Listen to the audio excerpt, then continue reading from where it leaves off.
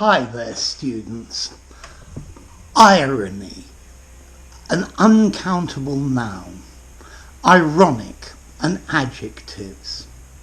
So, irony is when things are in reality very different to what you would expect. So, for example, I think it's ironic that the poorest people in society normally pay the highest percentage of their salaries in taxes. Okay, irony can be verbal, it can be dramatic, or it can be situational.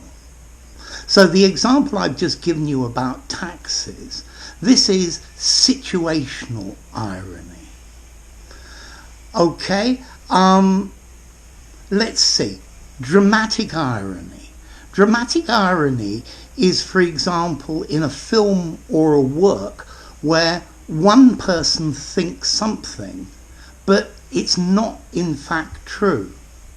So, for example, in the film, the girl thinks the hero is rich, and she does all sorts of strange and difficult things in order to get his money.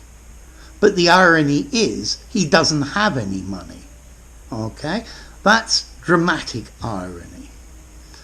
Situational irony, for example, the example I gave you with the taxes, or there was this guy, I think John Hinckley, who tried to assassinate Ronald Reagan, and he shot at him about 6 times, and all of his bullets missed.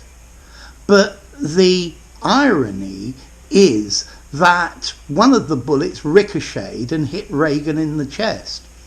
So that's situational irony. And then verbal irony is a rhetoric form. It's where the words and literal meaning of what you say are the opposite of what you actually mean. So maybe the food you're eating is really salty, and you say to your friend, well, maybe it would taste better with a bit more salt. Okay, this is irony. You're saying one thing, but you're actually commenting on quite how salty the food is. Okay, yes, somebody looks at me and they say, I see you shave every day. So it's very clear that I don't, because I've got a great big beard. Irony can be understatement or overstatement. How are you today? Well, I'm middling. I've only got one broken leg. Yeah, that's understatement. Okay, so irony, this is where you say something that is the opposite in meaning to stress the point. It's a very hot day, and you could say, well, I think I'd like it a bit hotter. Yeah, you don't mean that. You're just really commenting on how hot it is. Okay, so you could say things like, this is as much fun as watching paint dry, or this is as clear as mud. These are examples of irony. You could also have Socratic irony. This is where you pretend to be ignorant about a subject because somebody else says they know all about it. And by asking clever questions, you can actually show that this person is in reality very ignorant about the subject. So it's feigning ignorance. Yeah, that's irony. Okay, if somebody says something silly and you say, I wish I was intelligent like you, that is irony. Okay, so situational irony. a no smoking sign on an advertisement for tobacco. Dramatic irony, where people misunderstand things and do things, and it's funny that they're doing them because they are mistaken.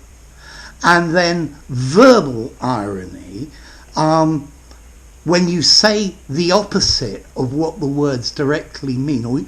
So what the words that you use have a meaning which is directly opposite to what you actually mean, and like that you're drawing attention to it. Okay, this word irony comes from French, and that from Latin and from Greek. Eironeia was the Greek word, which means to pretend ignorance, to feign ignorance. So that's this Socratic irony. Now, what about formality? I think irony and ironic, I'd probably give these 5.5 in formality. You could use them in an informal conversation, although maybe not everybody actually understands what irony means, and you could use them in a very formal document, so nice and flexible there as well. So there you go, irony. If you enjoyed the video, give it a rating, subscribe to my channel, and I'll see you soon. Bye for now. Irony.